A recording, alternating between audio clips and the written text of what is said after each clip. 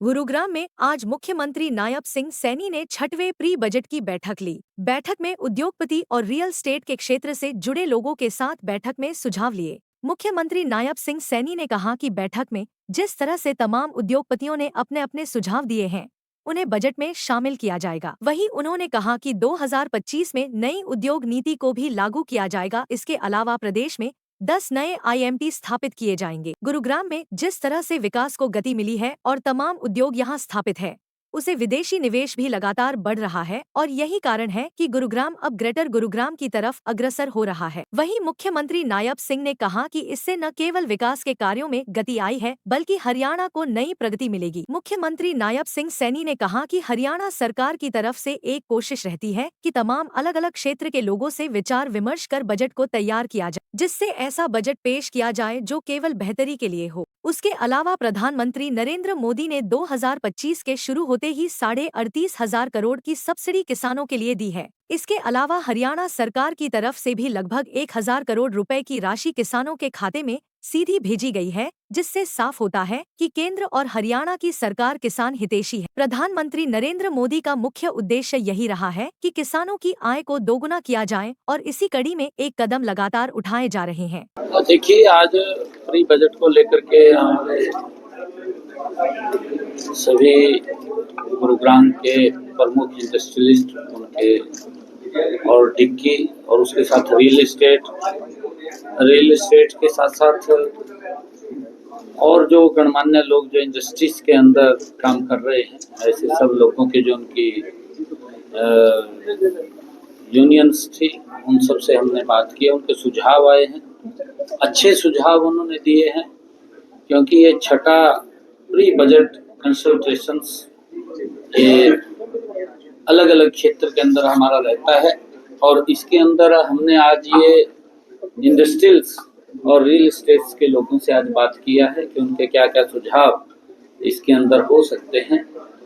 अच्छे सुझाव उन्होंने दिए हैं और हरियाणा प्रदेश एक विकसित हरियाणा बनने में और हमारे यहाँ पर अच्छी संख्या में इन्वेस्टर्स के लिए लोग आए, उसके लिए हमने उनसे सुझाव लिए थे और हमने कहा कि हम 2025 में एक न्यू इंडस्ट्री पॉलिसी वो भी हम लेकर के आते हैं, ताकि और ज़्यादा इन्वेस्टर्स हरियाणा के अंदर आ सकें।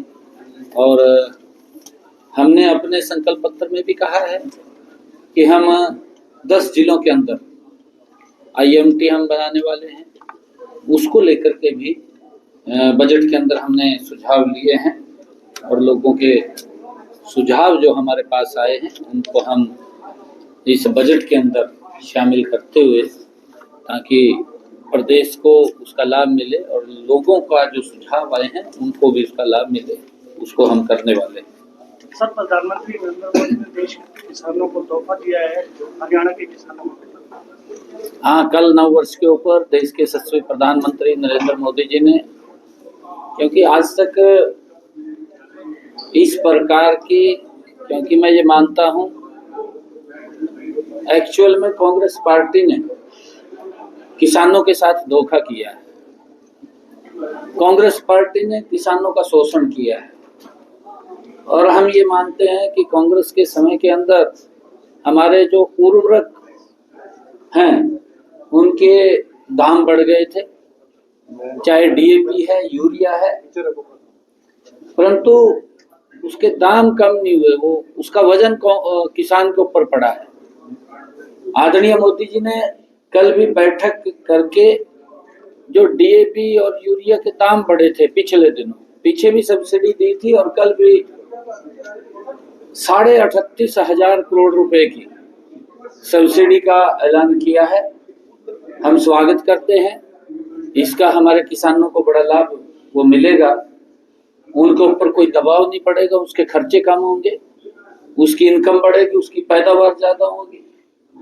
और ये चिंता अगर कोई कर सकता है तो नरेंद्र मोदी जी जैसा व्यक्ति ही चिंता कर सकता है कि हमारा किसान सशक्त और मजबूत होना चाहिए।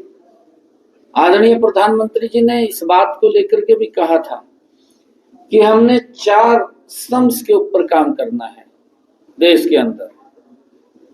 किसान है, जो उन्होंने ज्ञान की बात कही थी, गरीब है, युवा है और नारी है और हमारा अन्नदाता है, किसान है।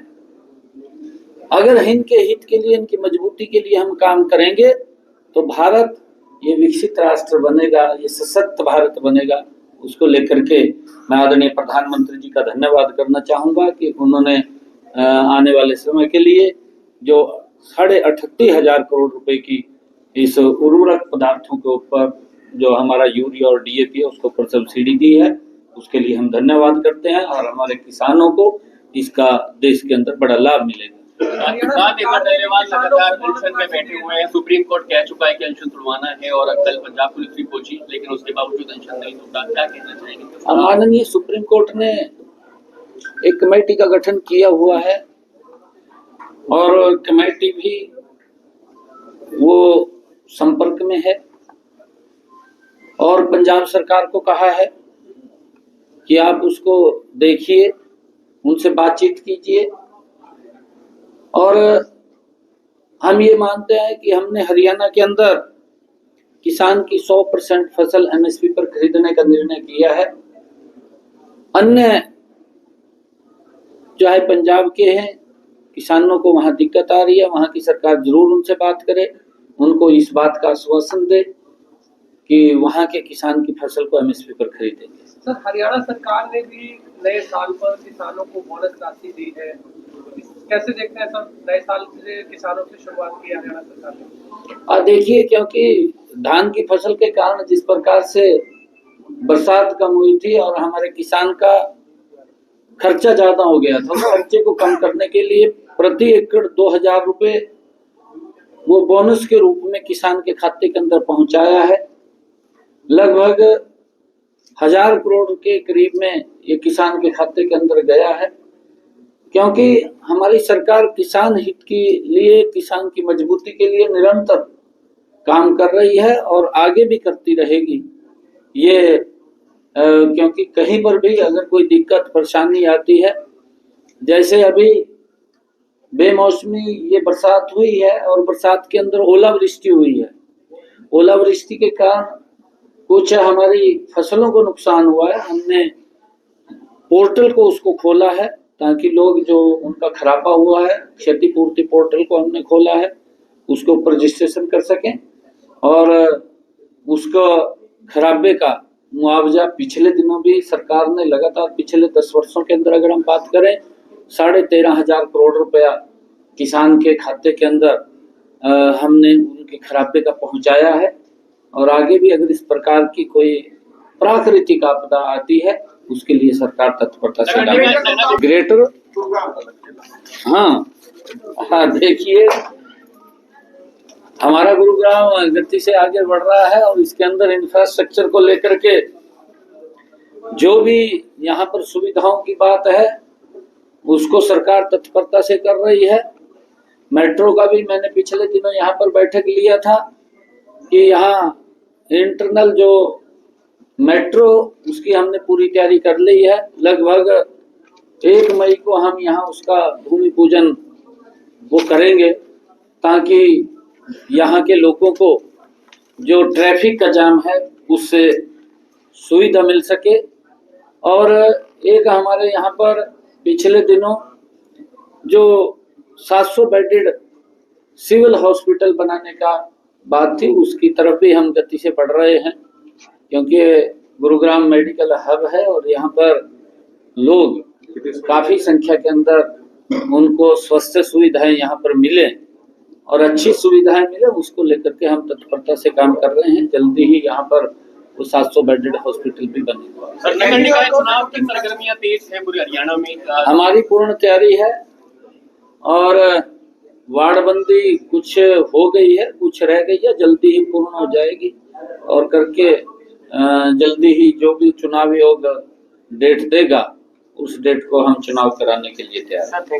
वहीं गुरुग्राम में नगर निगम चुनाव को लेकर भी मुख्यमंत्री नायब सिंह सैनी की तरफ से बयान दिया गया है कि सरकार पूरी तरह से तैयार है। चुनाव आयोग भी लगातार अपनी इस प्रक्रिया को आगे बढ़ा रहा है।